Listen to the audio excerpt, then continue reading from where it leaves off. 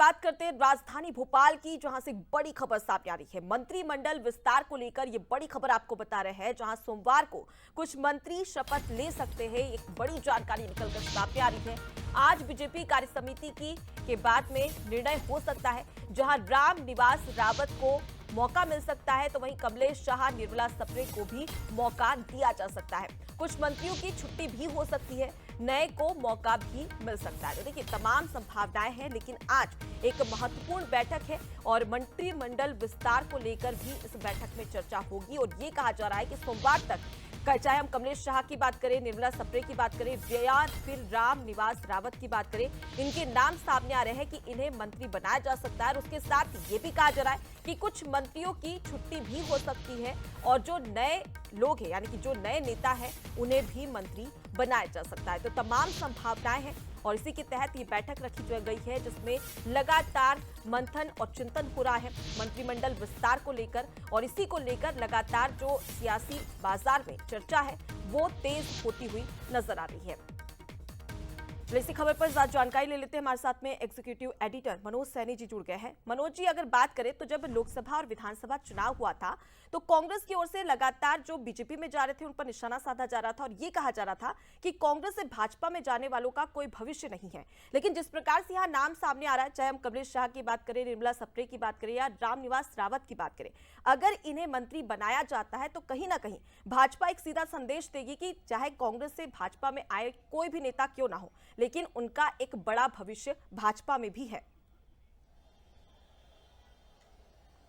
देखिए, ये तो पहले भी हुआ है। जब 28 सीटें भारतीय जनता पार्टी के खाते में आई, ये कहा जाए कि 28 लोग कांग्रेस छोड़कर भारतीय जनता पार्टी में शामिल हुए, तब भी सभी लोगों को मंत्री बनाया गया था, अधिकांश लोगों को मंत्री बनाया गया था। उसके बाद फिर उपचुनाव हुए, उपचुनाव के बाद भी जो जीत कर आए उनको मंत्री बनाया गया। तो बीजेपी ने ये तो मैसेज दिया योगिता सिंधिया के जब नेतृत्व में आए थे। लेकिन अभी जब 2024 के चुनाव हुए, उससे पहले 3 विधायकों ने पार्टी छोड़ी।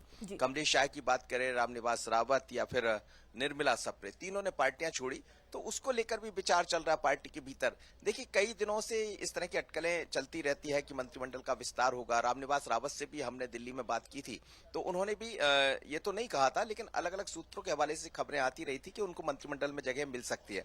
पर इसकी अब बड़ी संभावना है और कहा यह जा रहा है कि कमलेश शाह जो चुनाव लड़ रहे हैं अमरवाड़ा से, उससे पहले मंत्री 3 बना दिए जाए, तो उसका एक मैसेज चुनाव के पहले, यानी जब वोट डलेंगे तो उसमें ये नहीं, ये ऑफ द रिकॉर्ड में बात कर रहा हूं, तो उसमें कहीं ना कहीं उसका लाभ मिल जाएगा। लेकिन जब बीजेपी कार्य समिति होती है, तो ये और स्पष्ट करना चाहूंगा अनुपमा कि कार्य समिति जब भी होती है, बृहद कार्य समिति, तो उसमें मंत्रिमंडल विस्तार या इस तरह की कोई भी चर्चा नहीं होती है।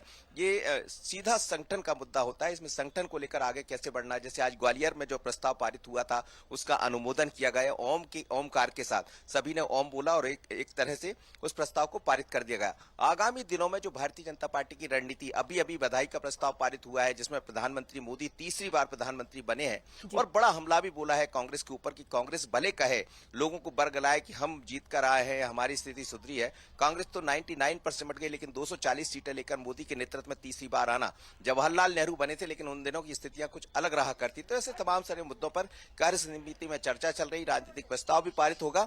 जहां तक मंत्रिमंडल विस्तार की बात करें, तो ऐसी अटकलें हैं कि कल संभावना ऐसी जाहिर की जा सकती है, कुछ लोगों को मंत्रिमंडल में जगह मिल सकती है, कुछ की छुट्टी हो सकती है। तो 3 नाम, निर्मला सप्रे, रामनिवास रावत और दूसरी हम बात करें कमलेश शाह। लेकिन अभी कोई ऐसी बात यहां नहीं होगी।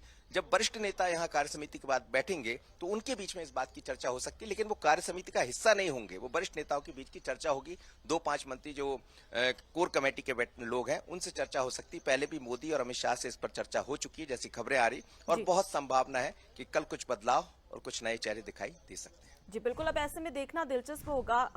मनोज जी, फिलहाल के लिए बहुत शुक्रिया तमाम जानकारी हम तक पहुंचाने के लिए।